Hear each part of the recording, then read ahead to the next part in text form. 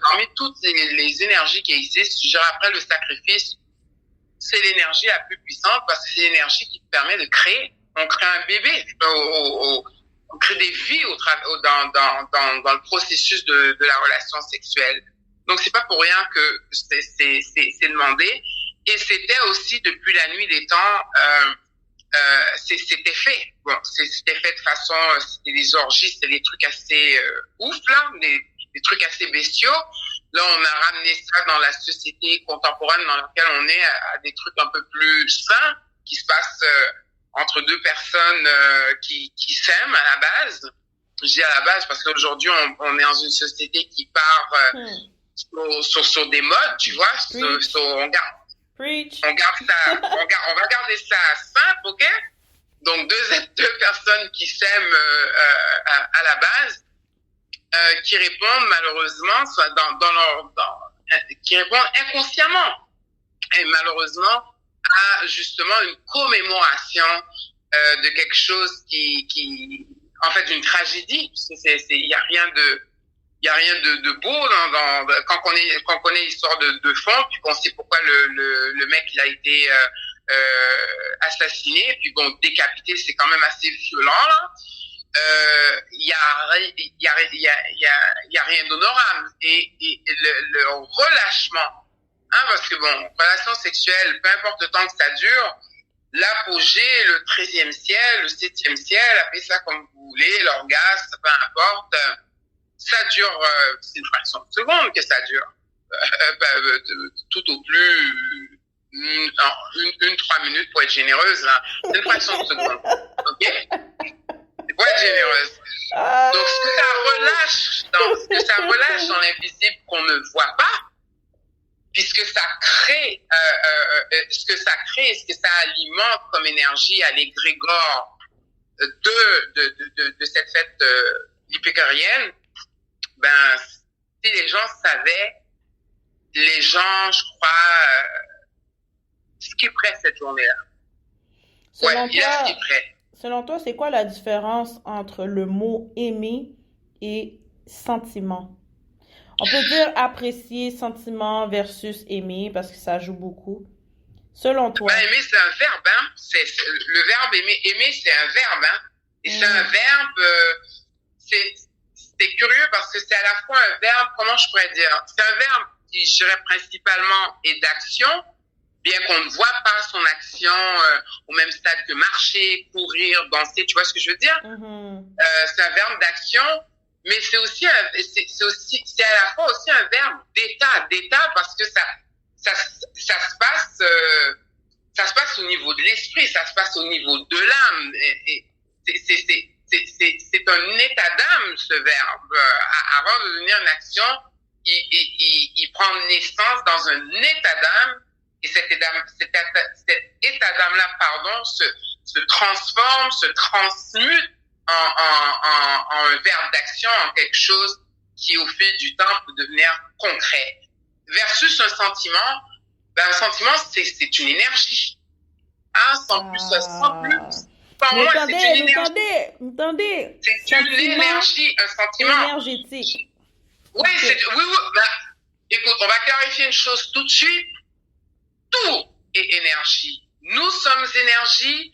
Nos cellules, les 200 trilliards de cellules qui constituent le corps humain, ses organes, ses nerfs, tissus, tendons, ligaments, os, tout ce que tu veux, fonctionnent avec des molécules d'énergie. Si tu prends un tissu de peau et tu le mets sous un microscope fait expressément pour pouvoir grossir suffisamment de tissu pour voir ce qu'il y a dans la matière, tu vas voir des petites, ça ressemble à des spermatozoïdes qui zigotent, mais c'est des micro-nano décharges d'électricité, c'est de l'énergie.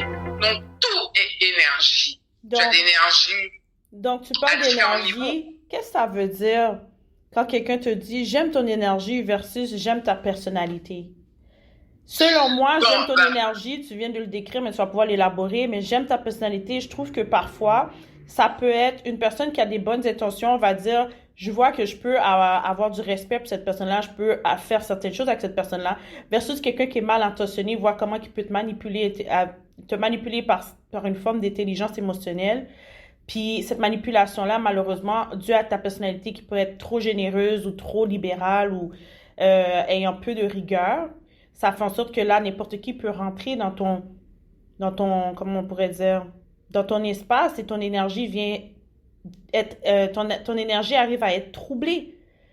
Que là, c'est comme tellement t'as trop d'accès, là, ça fait en sorte que là, tu commences à plus vraiment comprendre qu'est-ce qui se passe avec ton énergie.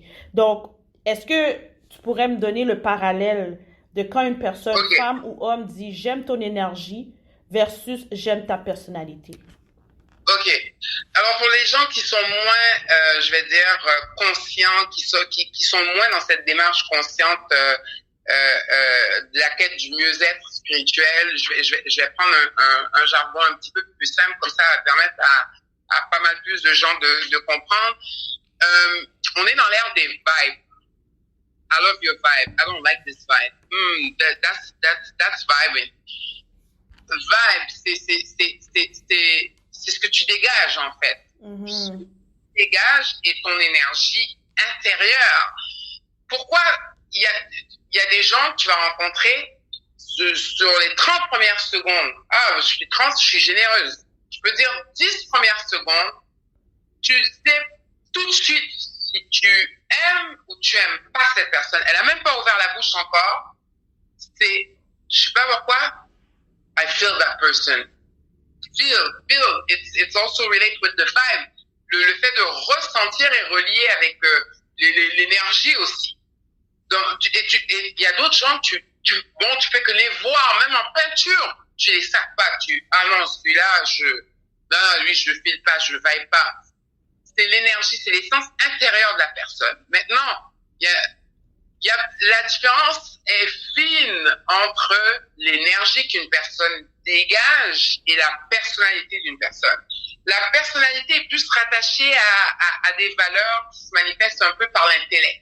La façon que la personne va parler, la façon qu'elle va démontrer ce à quoi qu'elle croit, qu'elle va manifester dans son comportement, ses attitudes, ses réflexions, sa manière de faire, ce à quoi elle croit et ce sur quoi elle repose, versus l'énergie. L'énergie, t'as pas de contrôle sur ça, hein. C'est pas ce que tu fais ou ce que tu fais pas. C'est ce que tu dégages ou versus ce que tu dégages pas qui fait que les gens vont dire, waouh, j'aime ton énergie ou je t'aime pas. C'est simple comme bonjour. Et c'est pas seulement applicable aux êtres humains, hein. Toute espèce qui vit sur la Terre, c'est comme ça. Si tu regardes des chiens, par exemple, on s'est tous déjà promenés sur la rue, on regarde deux chiens qui se croisent, ok? Deux chiens qui vont se croiser, la première chose qu'ils font, c'est qu'ils se sentent. They need to feel one another. Et ça passe sous sa casse, hein. Ah, j'aime ce chant, ils agitent la queue, ils sont super sympas, ils s'amusent ensemble, ou ils s'aiment pas, ils se mettent à se grogner. Et t'as d'autres chiens qui vont se voir du coin de rue, puis tout de suite, ils se sacent pas, ils veulent se bouffer. C'est un petit peu la même chose pour l'être humain. Sauf ce qui nous biaise, nous, c'est notre faculté de parler. Alors que la faculté de dire des bêtises au niveau verbal, les chiens ont pas cette annexe qui est exclusive à l'être humain. Donc le dialogue se passe au niveau télépathique. Ils sont sur une autre fréquence, ils s'intonisent sur une autre fréquence, donc ils se trompent pas. Alors que nous, grâce aux mots, en ayant un beau discours soigné, on peut facilement berner les gens ou se faire berner par autrui à cause des mots qu'on va utiliser, de notre façon qu'on va s'exprimer. Donc c'est la nuance entre l'énergie de la personne et la personnalité. Une personnalité, ça se travaille. L'énergie, je vais dire, l'énergie aux premières abords, c'est quelque chose qui est inné. C'est quelque chose on a tous une signature énergétique, c'est l'empreinte énergétique, ok? On a un ADN physique, mais on a aussi un ADN au niveau de l'énergie. Et c'est cette énergie-là que les gens vont saisir. Après, quand t'es dans la conscience, que ouais, il y a certaines choses que tu peux faire qui peuvent te permettre de te sentir mieux, d'altérer justement cette empreinte énergétique que tu as.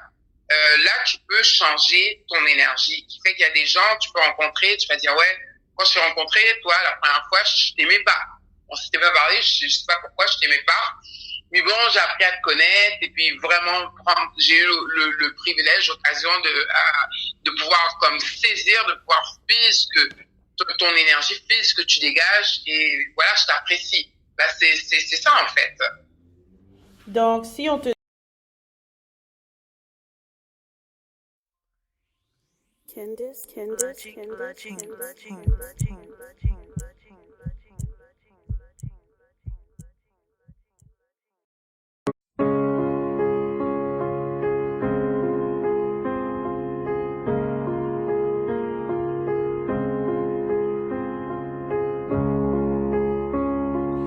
Here we are together,